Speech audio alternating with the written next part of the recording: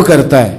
آزمائش آ جاتی ہے, بڑے بڑوں پہ آ جاتی ہے, لیکن بعض اوقات بڑی تکلیف ہوتی ہے جب اس بندے کو لوگ کٹہرے میں کھڑا کر دیں جس کا جرم ہی کوئی نہیں, اس شخص سے لوگ سوال جواب شروع کر دیں جس بیچارے کے خیال میں بھی وہ بات نہیں. پھر وہاں وضاحتیں دینا, نہ کردہ گناہوں کی وضاحتیں دینا, یہ بڑا بوجھ بنتا ہے, بڑی تکلیف ہوتی, اور لوگ کرتے ہیں یہ کام. پھر اللہ تعالیٰ جب بندوبست فرمائے, صحیح بخاری میں حضرت جریج کا ذکر فرمایا. جریج نفل پڑھ رہے تھے, ماں نے آواز دی, وہ آ نہیں سکے, نماز میں تھے, ماں ناراض ہو گئی. اس نے ہاتھ اٹھا کے کہا اللہ یہ اتنی دیر تک مرے نہ جب تک کسی بری عورت کا منہ نہ دیکھ لے. کسی اور کی دعا کے لیے سند نہیں ہے کہ وہ تیرے حق میں ضرور قبول ہوگی, لیکن ماں باپ کی دعا کے لیے میرے نبی پاک نے سند بیان کی ہے. سید عالم صلی اللہ علیہ وسلم فرماتے ہیں جب بھی ماں باپ اولاد کے لیے ہاتھ اٹھاتے ہیں رب ضرور قبولیت کا شرف عطا کرتا ہے.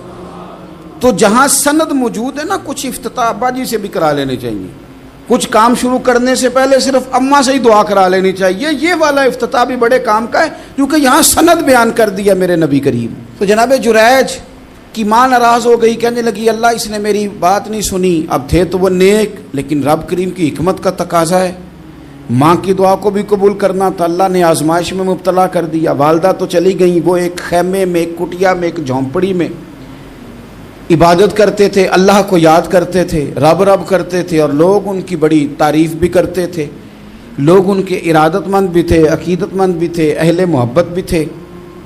ایک عورت آ گئی, بس وہ اللہ کی حکمت پوری ہونی تھی. اس نے آ کے پہلے تو انہیں اپنی طرف مائل کرنا چاہا, جب نہ مائل ہوئے تو الزام لگا دیا. یہ ہمارے دور کا تقاضا ہے, لوگ پہلے آپ کو اپنے حق میں قائل کرتے ہیں, اپنی فرما برداری میں لانا چاہتے ہیں. اگر آپ نہیں آتے تو پھر وہ آپ کو مجرم قرار دے دیتے ہیں, یا میرے ساتھ چل ورنہ پھر میں تیرے خلاف پراپوگنڈا کروں گا. دو ہی باتیں.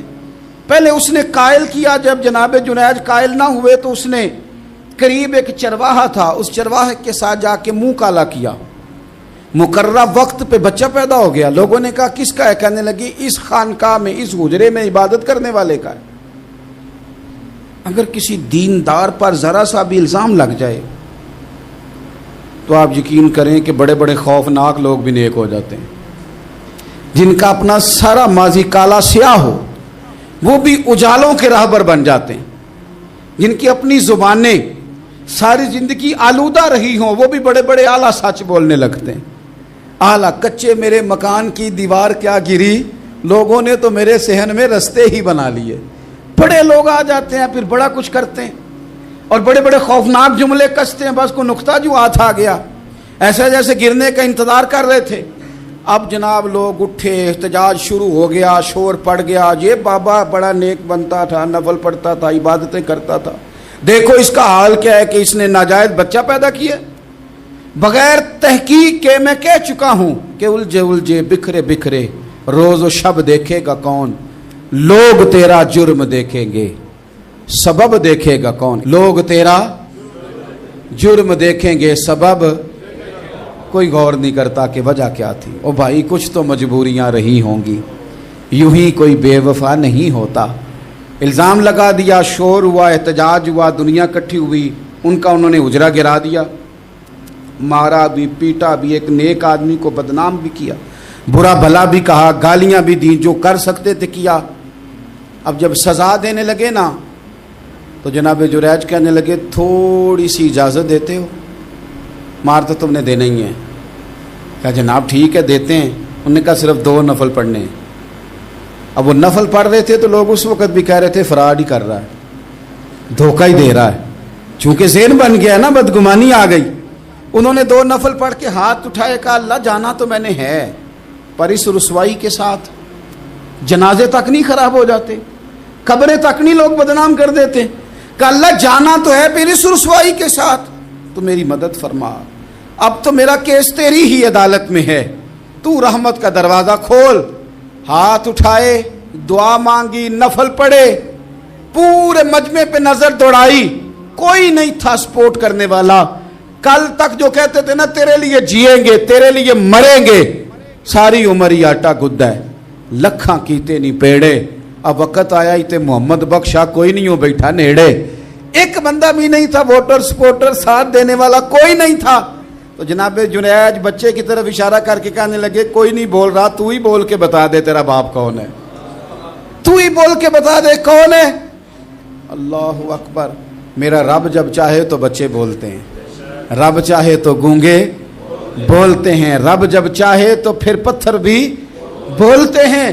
جب کہا نا تو ہی بتا تو بچہ بولا اور بول کے کہنے لگا میرا باپ جریج نہیں, میرا تو وہ ہے جو بکریاں چرانے والا ہے, وہ میرا باپ. جب رب کریم نے توفیق دی تو بچہ بول پڑا. جب رب بندوبست کرتا ہے کسی کی عزت کی حفاظت کا تو پھر کوئی اسے رسوا کر سکتا. یاد رکھنا جب رب محافظ ہو تو پھر لوگوں کا پراپوگنڈا وہاں کچھ کر سکتا. لوگ کئی دفعہ بڑا گہرا جال بنتے ہیں, سازش کا رنگ بڑا گہرا ہوتا ہے, عام سادے آدمی اس کو سمجھ نہیں پاتے, اس پراپوگنڈے کا حصہ ہو جاتے ہیں, انہیں پتہ ہی نہیں چلتا یہ بات دراصل کیا کی جا رہی ہے. یہ کتنی گہری حسد کی آگ ہے جس کو لوگ بغض کے ساتھ ہوا دے رہے ہیں, اپنی عداوت کے ساتھ اس کو زیادہ جلا رہے ہیں. حضرت سیدنا عائشہ صدیقہ رضی اللہ تعالیٰ عنہ بیان کرتی ہیں, اور لطف کی بات یہ بھی بخاری میں موجود ہے. میں نے جناب جنید کا قصہ عرض کیا تو بخاری سے, یہ عرض کر رہا ہوں تو بخاری سے. یہ واقعہ میں حضور کی امت کے کسی ولی کا بیان کرتا تو لوگوں نے کہنا تھا ہماری سمجھ میں نہیں آتا. بعض لوگوں کا خیال ہے کہ داتا صاحب کی کرامت بھی نبی پاک کی بیان کریں. او خدا کے بندوں کو خیال کرو, داتا صاحب تو کئی سو سال بعد آئے ہیں, وہاں اگر کوئی کرامت ہوگی تو حضور بیان کریں گے. اگر نبی کریم نے پچھلے بنی اسرائیل کے ولیوں کی کرامتیں بیان کر کے تمہیں بتائی ہیں تو اس کا معنی یہ ہے کہ اگر وہاں اللہ یہ شان عطا کر سکتا ہے تو تم تو امتوں کی سردار امت ہو. ان پر تو نیرا فضل ہے, تم پر تو رب کا فضل کبیر ہے. تو بس لوگ سمجھنے کو تیار نہیں, پچھلوں کی مان لیتے ہیں. جناب آصف بن برخیہ کی کرامت جو سورہ نمل میں آئی وہ تو مانیں گے, پر غوث پاک کی کرامت یہ پتہ نہیں عجیب فلسفہ ہے, اور کس طرح کا فلسفہ ہے یہ سمجھ سے بالاتار ہے کہ بنی اسرائیل کا کوئی ولی ہو تو اس کی کرامت ہو سکتی ہے اور نبی پاک کی امت کا ہو تو اس کی ہو ہی نہیں سکتی. کیا معنی ہے اس بات کا؟ اور لوگ ہیں کہ داد و تحسین دے رہے ہیں, واہ واہ کر رہے ہیں. اللہ تعالیٰ سمجھنے کی توفیق عطا فرمائے. حضرت عائشہ صدیقہ رضی اللہ تعالیٰ عنہ فرماتی ہیں ایک عورت تھی اور اسے نبی پاک صلی اللہ تعالیٰ علیہ وسلم نے وہ کلمہ پڑھ کے مسلمان ہوئی, مدینہ طیبہ آ گئی تو حضور نے مسجد نبوی شریف میں اس کے لیے مکان, ایک سادہ سا کمرہ ساتھ مسجد کے بنوا دیا, وہیں رہنے لگی. اکثر وہ سیدہ طیبہ کے پاس آتی تو حضرت عائشہ صدیقہ رضی اللہ تعالیٰ عنہ فرماتی ہیں وہ بڑی باتیں سناتی اور آخر میں کہتی وہ ہار والا دن بھی بڑا عجیب دن تھا اور میرے رب کی قدرتوں کا دن تھا, وہ بھی بڑا عجیب دن تھا. سیدہ عائشہ صدیقہ رضی اللہ تعالیٰ عنہ ایک دن فرمانے لگی کہ تو ہار والے دن کا بڑا ذکر کرتی ہے, وہ کیا دن تھا؟ تو خاتون کہنے لگی اماں جی وہ دن تھا جب میرے رب پر بھروسہ اور مضبوط ہو گیا, جس دن میرا اپنے رب پر توکل اور بڑھا, میرے ایمان میں یقین میں اور پختگی آئی. کہنے لگی میں ایک گھر کی کنیز تھی, نوکرانی تھی, اس گھر میں ایک بچی تھی جس کے پاس سونے چاندی ہیرے جواہرات کا ہار تھا. اس زمانے میں نا چمڑے کے اوپر لوگ ہیرے جواہرات لگاتے تھے, کئی دفعہ سرخ رنگ کے چمڑے پہ لگائے جاتے تھے. وہ بچی پہنتی تھی تو کہتی ہوں بچی کے اس نے اتار کے رکھا یا اس سے گرا وہ ہار تو چیل اسے اٹھا کے لے گئی گوشت سمجھ کے اور میرے سامنے اٹھا کے لے گئی. گھر والوں نے مجھ سے پوچھا, یہ بخاری میں موجود ہے, گھر والوں نے پوچھا مجھ سے کہ وہ ہار کہاں ہے, تو میں نے کہا چیل اٹھا کے لے گئی. گھر میں کچھ چوری ہو جائے تو سب سے پہلا الزام کس پہ لگتا ہے؟ ملازمین پہ. کہتے انہوں نے مجھے بڑا مارا, بڑی تکلیف تھی, حتیٰ کہ میری شرمگاہ تک کی تلاشی لی, میری عزت اتنی خراب کی میں بتا نہیں سکتی. میں نے اپنی زندگی میں ایک واقعہ دیکھا, ایک امیر گھر میں چوری ہو گئی, ملازم کو اتنا مارا کہ وہ چارپائی پہ پڑ گیا. پولیس والوں سے اتنی مار پروائی گئی کہ وہ بیچارہ چارپائی پہ پڑ گیا, اور پھر وہ اتنا بیمار ہوا اور کچھ دنوں کے بعد پتہ چل گیا کہ چور تو اپنا بیٹا ہے ان کا. پھر اس کا انتقال ہو گیا. اب وہ سیٹھ صاحب اور گھر والے آ کے نا مرنے والے کے کان میں معافیاں مانگ رہے ہیں, کان میں. تو میں نے ان سے پھر کہا تھا کہ یہ تو اب چلا گیا ہے، تمہارا زور چلتا تھا نا، تو تم نے قانون خریدا اور تم نے اسے جتنا ہو سکا تم نے اسے مار پڑوائی، تمہارے پاس جو عدالتیں تھیں تم نے وہاں کارروائی کی، اب ایک عدالت قیامت کے دن لگے گی۔ یہ کمزور تھا نا، کچھ کر نہیں سکا۔ میرے نبی پاک صلی اللہ علیہ وسلم نے فرمایا سن لو، اگر سینگ والی بکری نے بغیر سینگ والی بکری کو تکلیف دی ہوگی نا تو قیامت کے دن اسے بھی بدلہ دینا پڑے گا کہ تیرے پاس سینگ تھے اور تو نے اسے مارا تھا۔ وہ خاتون عرض کرتی ہے سیدہ عائشہ کی خدمت میں کہ مجھے بڑا مارا، مجھے تکلیف دی، میں کہہ رہی تھی کہ میرے سامنے چیل لے گئی ہے پر وہ نہیں مان رہے تھے، اماں جی انہوں نے مجھے بڑا مارا۔ حضرت عائشہ صدیقہ کہتی ہیں پھر کیا ہوا؟ کہنے لگی اماں جی جب کوئی میرا مددگار نہ رہا، مجھے تکلیف دے رہے تھے، رسوا کر رہے تھے، تو میں نے اپنے رب سے مدد چاہی، میرے رب کی طرف میں نے توجہ کی، میں نے کہا مالک اب تو ہی میرا مددگار ہے۔ کہتی ہے وہ مجھے مار رہے تھے تو وہ چیل جو ہار لے گئی تھی وہی لے کے واپس آ گئی، اور ہمارے سروں کے قریب لا کے اس نے جب اس ہار کو پھینکا وہ مجھے چھوڑ کے سائیڈ پہ ہوئے، وہ میری بے گناہی جان گئے، لیکن آپ کو بتاؤں اس دن سے میرا اپنے رب پر یقین اور بڑھ گیا۔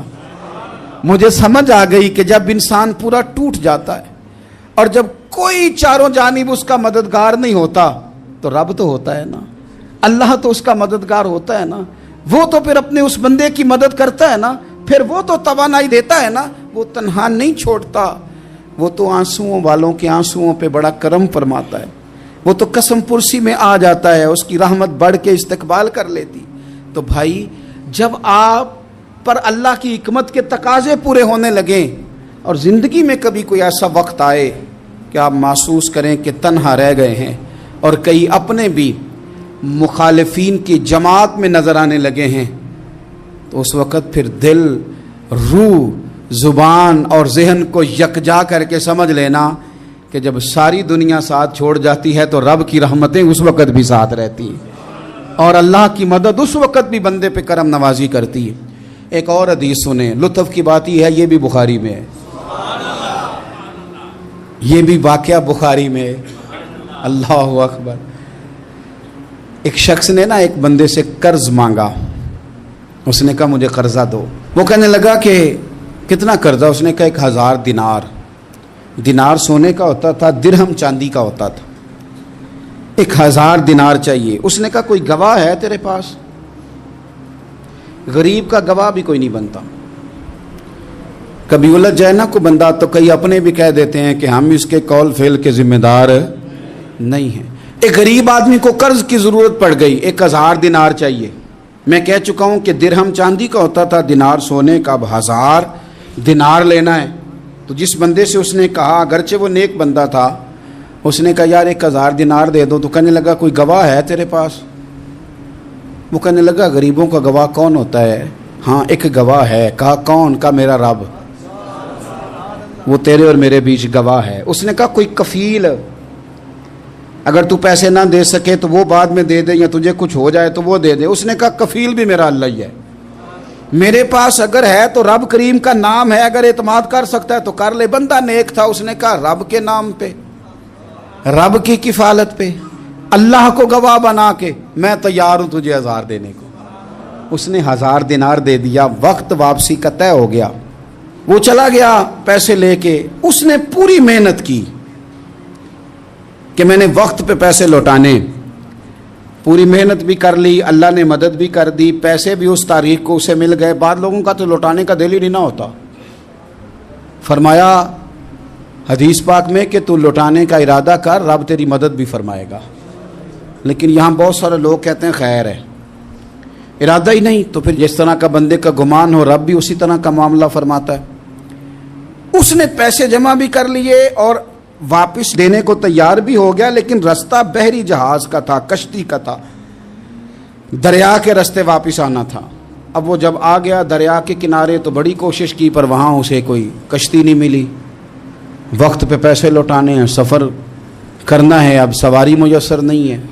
سوچ سوچ کے پریشان تھا کہ میں نے تو اللہ کے نام پہ لیے۔ اچانک دل میں ایک تجویز آئی، اس نے ایک لکڑی لی، لکڑی کو اندر سے کھولا، 1000 دینار اس میں بھرا۔ بخاری پڑھ رہا ہوں، اور ساتھ ایک خط بھی لکھا کہ یار میں پیسے پہنچانا چاہتا تھا پر مجھے کوئی چیز نہیں ملی دریا کے اس پار آنے، اللہ کے نام پر تیری طرف روانہ کر رہا ہوں۔ اور یہ کہہ کہ وہ لکڑی دریا میں رکھ دی، وہ لکڑی ڈوب گئی ہے، واپس آ گیا۔ وہ جس نے پیسے لینے تھے وہ عین مقررہ وقت پر دریا کنارے آیا، صبح سے سرے شام تک اس نے انتظار کیا۔ دل ڈھلنے لگا تو دل میں خیال آ گیا کہ یار نہیں، اس نے دینے ہی نہیں، جھوٹا وعدہ کر گیا، پہنچا ہی نہیں وقت پہ۔ اب جب واپس لوٹنے لگا تو اچانک دریا میں ایک لکڑی تیرتی ہوئی دکھائی دی۔ کہنے لگا لے جاتا ہوں، شام کو روٹیاں پکانے کے کام آئے گی، ایندھن بنا کے جلا لوں گا، ہنڈیا پک جائے گی۔ لکڑی اٹھا کے جلانے کے لیے گھر لایا، گمان تھا کہ وہ نہیں آیا وعدہ کر کے، اللہ کو کفیل اور وکیل بنا کے اور گواہ بنا کے پھر بھی نہیں آیا۔ لکڑی لے کے گھر گیا، بخاری ہے، اور جب اس کو چیرا نہ کہ میں اس کی آگ جلاؤں گا، کھولا تو اندر سے 1000 دینار بھی نکل آیا، خط بھی نکل آیا۔ اب ذرا سمجھنا، اس کے دل میں بات کس نے ڈالی کہ تو لکڑی میں پیسے ڈال دے؟ اللہ نے۔ اس بندے کو مقررہ وقت پہ کنارے بھیجا کس نے؟ لکڑی صرف اسی کے ہاتھ آئی تو یہ بندوبست کیا کس نے؟ اللہ نے۔ گھر جا کے چیری تو پیسے بحفاظت اس تک پہنچائے کس نے؟ تو پھر ہمیں بھی توجہ اللہ کی جانب ہی کرنی چاہیے، ہمارے پہ دل کی توجہ رب کی طرف ہی ہونی چاہیے نا، ہمیں ادھر ادھر جانے کی، دیکھنے کی، بندوں پر غور کرنے کی ضرورت کیا ہے؟ وہ پیسے پہنچ گئے، یہ وہاں اپنی جگہ پہ پریشان تھا، اس نے 1000 دینار اور جمع کیا۔ پھر دوبارہ ایک دن دریا کنارے آیا، کشتی مل گئی، بیٹھ کے اپنے اس بھائی کے پاس آیا، کہنے لگا دیکھنا مجھ پر بدگمان نہ ہونا، پیسے اس تاریخ کو بھی جمع کر لیے تھے، دریا پہ آیا تھا پر کشتی نہیں ملی تھی، پھر میں نے نا لکڑی میں ڈال کے خط ڈال کے تیری طرف بھیج بھی دیے تھے، لیکن آج میں پھر لے کے آ گیا ہوں۔ وہ کہنے لگا خوش ہو جا، جس رب کو تو نے میرا اور اپنا گواہ بنایا تھا اس رب نے میرے تک پہنچا بھی دیے ہیں۔ جب لوگ اللہ کو گواہ بناتے ہیں، رب کی جانب اپنی توجہ کرتے ہیں، اپنی چاہتوں، خواہشات اور اپنی ساری چٹھیاں اپنے رب کریم کی رحمت کی طرف روانہ کرتے ہیں، پھر اللہ اپنے بندوں کو مایوس نہیں کرتا، اللہ اپنے بندوں کو نواز دیتا ہے، اللہ تبارک و تعالیٰ اپنے بندوں پہ کرم نوازی کرتا۔ او سنگیو، ساری امیدیں سیٹھوں نوابوں